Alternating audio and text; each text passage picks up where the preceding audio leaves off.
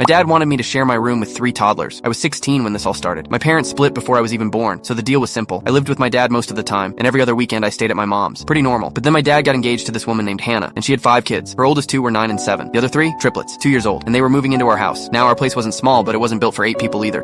Only 3 kids' bedrooms total, and without asking me, my dad and Hannah decided how to split them up. They sat me down, all cheerful, like it was some fun announcement. Okay, here's what we figured out, Hannah said. The 9-year-old gets her own room, the 7-year-old gets his own room, and since your room is the biggest, you'll be sharing with the triplets. I just stared at them. You want me to share a room with 3 toddlers? They nodded like it was no big deal. My dad said, you're not even here full time, so it makes the most sense. I couldn't believe it. Why wouldn't the triplets just share the biggest room together? Put the 7 and 9-year-old in one of the smaller ones. I don't care if I get the smallest room, I just don't want to sleep next to 3 babies. They brushed it off. It'd be too much work to move your stuff. This is the most practical way. That word, practical, made me snap. Practical? You're punishing me because I only stay here part-time. If you really try to force me into that room, I'll just live with mom full-time. She's already told me I could anytime. The second I said that, Hannah started crying. You're ruining everything. I just want us to be one happy family. My dad glared at me. Apologize. You're not allowed to talk to Hannah until she forgives you. I felt like I was going insane. I wasn't trying to be cruel. I just didn't want to share a room with 3 screaming toddlers. But they made me feel like I was the villain. That weekend, I packed a bag and went to my mom's. She looked at me and said, sweetheart, you don't have to go back if you don't want to. We can change the custody. For the first time in weeks, I felt like I could breathe. The next time we all talked, my dad and Hannah doubled down. They refused to change their plan, so I did what I said I'd do. I moved in with my mom full time, and when I visited my dad, I just crashed on the couch. A year later, things are different. I still live with my mom, and it's been amazing. I don't even stay at my dad's on weekends anymore. Hannah, she can't stand me, and she doesn't bother hiding it. I only see her kids on holidays now. And here's the wild part. Hannah's pregnant again, which means now the 9 and 7-year-old, 10 and 8, are sharing a room. Exactly what I suggested from the start, so I guess it wasn't too much work after all. She just didn't want me there.